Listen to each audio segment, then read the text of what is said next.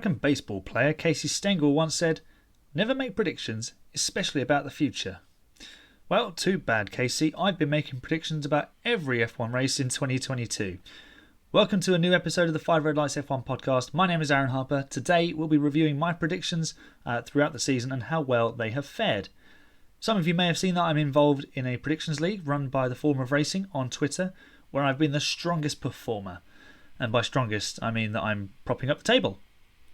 Before I begin reviewing my predictions, I'd like to direct you to my social media channels at 5_red_lights on Twitter, 5redlights on Instagram, where I post my thoughts on the events of the F1 world as they happen. Please like and share this podcast, as it would be really beneficial to its growth. And if you could also leave a 5-star review on Apple or Spotify, I'll give you a shout out on the next episode if you think my show is worth it. Now, for each correct prediction, I'll be awarding myself 5 points, and then we can see in a percentage at the end how accurate my predictions have been. I'll be using my website to show you my predictions, which also has lots of other articles for you to read, as well as access to every podcast and video that I create. So let's head over to 5redlights.wixsite.com/5rlpodblog and check out my predictions. So here we are on my website. I'm now down here in the corner, and as you can see on the homepage, I've got my top article. If we just scroll down, I've also got my predictions. You can check out my Monaco Grand Prix predictions and see what you think about them, and comment what you think is going to happen too. So let's head to blog. You can also check out my podcast videos, a little bit about the podcast, and some stuff about me as well. It's actually had a bit of a facelift this morning, the website. So let's go into the tab for the predictions, and we'll scroll all the way to the bottom and back to the beginning, all the way back to the 18th of March, where we didn't know just how bad the Mercedes would porpoise. We didn't really know how things were going to look at the front. New formula, new winner. There was no new winner in Bahrain, but let's have a look at how I predicted things to turn out. So I went for Max Verstappen on pole position. That didn't come to fruition. He finished second in qualifying, beaten to the pole by Charles Leclerc. I had Carlos Sainz to win the race. He didn't win the race. Charles Leclerc won the race after, he duelled Max Verstappen, but Verstappen then also retired late on. And my podium was Sainz, Verstappen, Hamilton. Now I do get 5 points here because, incredibly, my third place prediction for Lewis Hamilton was the only one that came true. Now there's 55 points in total on offer here because I predicted the top 10 as well. Now there's varying numbers of points on offer depending on how many predictions I've made. So the first couple of races I did the top 10 as part of the predictions, but some races I've done recently have just had a bold prediction or multiple bold predictions. So there's varying amounts of points on offer, but that doesn't really change anything because we're just looking at how accurate my predictions have been. It's not really a point scoring contest. I'm just using the points to see how accurate they are. So I had Leclerc 4th place. No, he won the race. I had Russell 5th. He finished 4th. Perez 6th. Failed to finish. Norris finished 15th. Well out of the points. Gasly, he finished... Am I looking at the right one? Yes, I am. No, he finished way out of the points. He finished not classified because he retired, of course. I'm just using my tablet over here to double check things. Alonso, he finished 9th, so there's 5 more points for me. Kevin Magnussen in 10th. He didn't finish 10th, he finished 5th in a spectacular return to Formula 1 for the Dane. So 10 points from the first round. Let's head back to blog. Actually, I should have just clicked F122 predictions. Scroll back down. There we go. Saudi Arabia. Here we go. So Charles Leclerc was leading the World Championship as we headed back to the Jeddah Corniche circuit, where we'd had that chaotic and controversial race in 2021 between Verstappen and Hamilton. Let's scroll down. I went for Max Verstappen on pole position. Red Bull was on pole, but it wasn't Max. It was, of course, Sergio Perez, who produced probably the best lap of his Formula 1 career to snatch pole position from Charles Leclerc, who I had to win the race. But he didn't win the race because Max Verstappen was the winner. Now I had the top two, in the correct places, but in the wrong order. And then I had third and fourth with the correct drivers, but in the wrong order as well. So I don't get any points for that. There are 55 points on offer again, just like in the first round, because I predicted the top 10 points finishers as well. I went for Hamilton in 5th. Nope. He had a terrible weekend. George Russell actually finished 5th, although I'd predicted him to finish 6th. Kevin Magnussen, he finished 9th rather than the 7th I'd predicted. Pierre Gasly, he did finish in 8th position, so I get 5 points for that. Mick Schumacher didn't race after his crash in qualifying, and Bottas failed to finish. So, yeah, not really a good weekend there in terms of my predictions. Let's jump back to the tab for predictions and go to Australia, where we were one apiece in terms of wins for Verstappen and Leclerc. We'll head to the interesting bit, and we'll start with pole position, which I tipped Max Verstappen for. And he didn't get pole position. And I've had this sort of weird curse on the person who has been tipped for pole position. They've ended up not getting pole position and having a terrible weekend. So Verstappen, who I tipped for pole and the race win, actually failed to finish the race. So I had the two Ferrari boys second and third. Sainz didn't finish. Leclerc won the race. So yeah, that was all a bit messy there. Now, I didn't predict the top 10. I made some bold predictions. The very first one was that Mick Schumacher would pick up his first F1 points. No, he finished, I believe, in 13th or 14th. Let me just double check. He definitely didn't score points because we're still waiting for it. Let me have a look. 13th for Mick Schumacher in Australia. Number 2 was Esteban Ocon beats Fernando Alonso in the race again. Well, Alonso actually finished last in Australia, a lap down. Ocon finished in 7th. So, more misery, as you can see in the picture, for Fernando.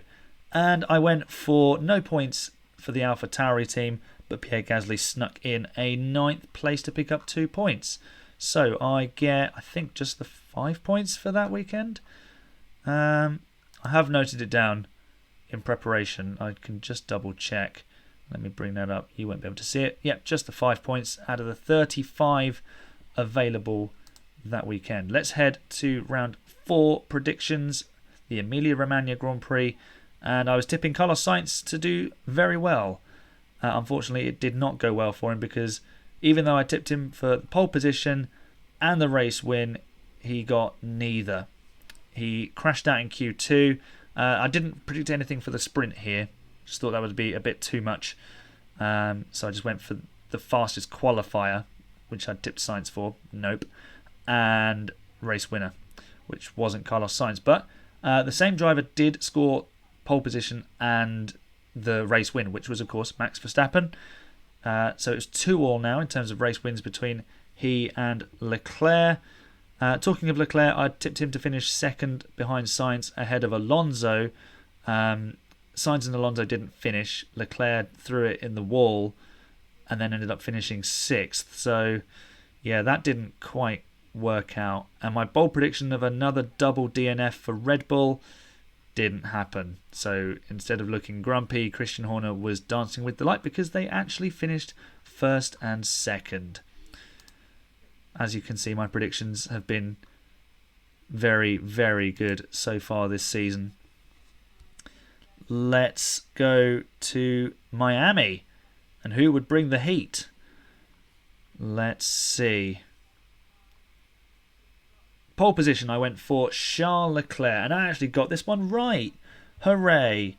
Miracles do happen. Charles Leclerc on pole position. I had Sergio Perez to win in what I thought was going to be a race full of carnage, and it would be triggered by something that's going to be my bold prediction. My podium prediction was Perez, Sainz, Hamilton. The podium was Verstappen, Leclerc, Sainz. So I did have Sainz on the podium, just in the wrong position, so no points for that one. My bold prediction was that Leclerc and Verstappen would both fail to finish the race. maybe in a collision with each other because of the tight and twisty track. But we didn't really have anything. I mean, Verstappen did make the move on Leclerc to win the race, but after that he pretty much checked out, and then the Ferrari didn't have the performance to fight back.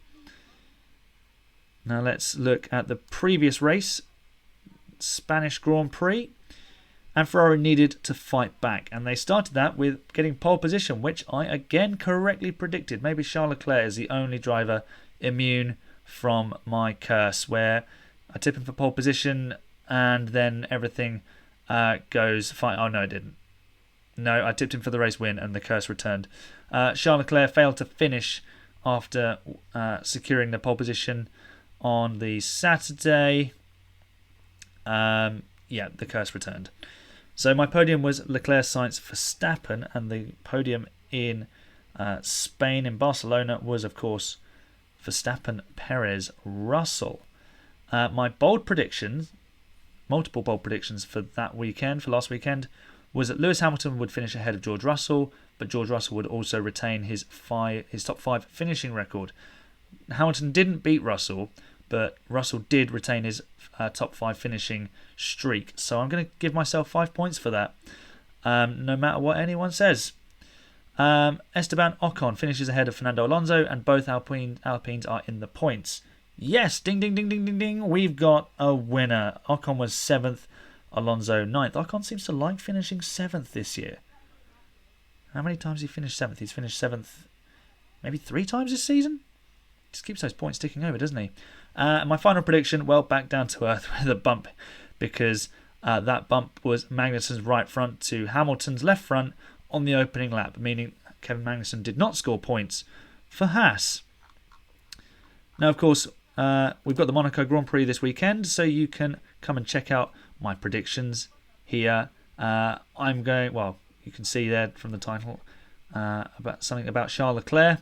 So come and have a look, because there's 2 different scenarios that I've predicted in there. So you'll have to go and see to check that out, to find out exactly how I think this weekend is going to pan out. Let's head back to the home screen, and also you can come and have a look at my first article of the year, where I compare Lewis Hamilton with another former world champion, but not Ayrton Senna, who was of course his hero growing up. So I'm going to stay small in the corner here while I just go through the scores, and then we'll find my my percentage. So 10 points in Bahrain from 55 available, 5 from 55 in Saudi Arabia, 5 from 35 in Australia, nothing from 25 for the Imola weekend, 5 from 25 for Miami, and then 15 from a possible 35 in Spain, meaning I have a total of 40 points for correct answers